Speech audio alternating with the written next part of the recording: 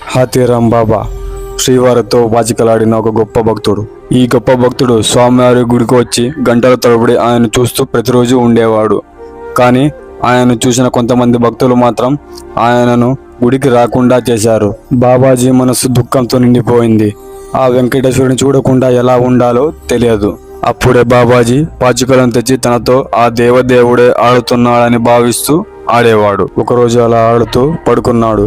అప్పుడు స్వామివారు అక్కడికి వచ్చి ఆయనతో పాచిక ఆడడం ప్రారంభించాడు. అప్పటి నుంచి ప్రతిరోజు ఆ గుడి తలుపులు మూసిన తర్వాత ఆ ఆశ్రమానికి వచ్చి పాచికలాడుతూ ఉండేవాడు. ఒకరోజు పాచికలాట చాలా గంభీరంగా రసోత్తరంగా సాగింది. అప్పుడు శ్రీవారు తన నగలను ఆటలో ఓడిపోయారు.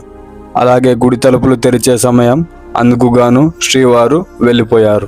పురోహితులు గుడి తలుపు తెరిచి చూస్తే అక్కడ శ్రీవారు నగలు లేవు. సో చూసారు కదా ఫ్రెండ్స్, నెక్స్ట్ ఏం జరిగిందో తెలుసుకోవాలంటే వెంటనే మా ఛానల్ని సబ్స్క్రైబ్ చేయండి.